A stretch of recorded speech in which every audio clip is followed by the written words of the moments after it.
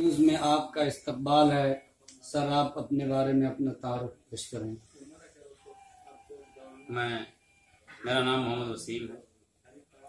मैं all India मजलिस इत्तेहादुल मुस्लिमीन में तकरीबन गुज़िश्ता 3 सालों से काम कर रहा हूँ और यहाँ संत कबीर नगर ज़िले में जनरल सेक्रेटरी के ओहदे पे मुझको फाइज किया गया और मैं तब से लगातार काम करता आ रहा हूँ।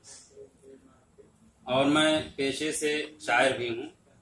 अल्हम्दुलिल्लाह मेरा एक शेरी मजमुआ अज़्म जमा के नाम से मंज़िर आम पे आ चुका है और उसके पहले एक नसरी मजमुआ बज़्म जमा के नाम से भी आ चुका है।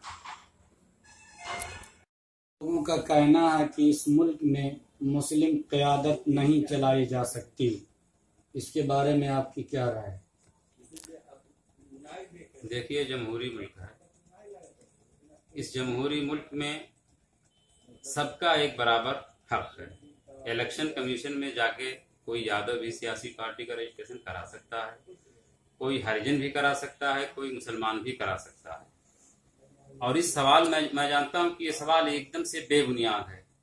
इस सवाल के जवाब में मैं आपसे खुद एक सवाल करना चाहता हूं कि अगर इस मुल्क में डॉक्टर भीमराव अंबेडकर के उसूलों पर बहुजन समाज पार्टी बनाई जा सकती है और चलाई जा सकती है, अगर इस मुल्क में डॉक्टर राम मनोहर लोहिया के उसूलों पर, उनके आदर्शों पर समाजवादी पार्टी बनाई जा सकती है और चलाई जा सकती है, अगर इसी मुल्क में गांधी जी के उसूलों पर कांग्रेस पार्टी बनाई जा सकती है और चलाई जा सकती है, और इसी मुल्क में डॉक्टर हेडगेवार और जयप्रकाश नारायण के उसूलों पर, उनके आदर्शों पर भारतीय जनता पार्टी बनाई जा सकती है और चलाई जा सकती है, तो मैं पूछना चाहता हूं कि इसी जमहूरी मुल्क में हमारे बुजुर्गों के नाम पर, हमारे आबा अजदाद के नाम पर, दलितों के आबा अजदाद के नाम पर, जिन्होंने इस मुल्क के लिए अपने जान माल की कुर्बानी दी, अपनी गर्दनों को कटा दिया, उनके आदर्शों पर, उनके उसूलों पर ऑल इंडिया मजलिस इत्तेहादुल मुस्लिमीन क्यों नहीं बनाई जा सकती और क्यों नहीं चलाई जा सकती?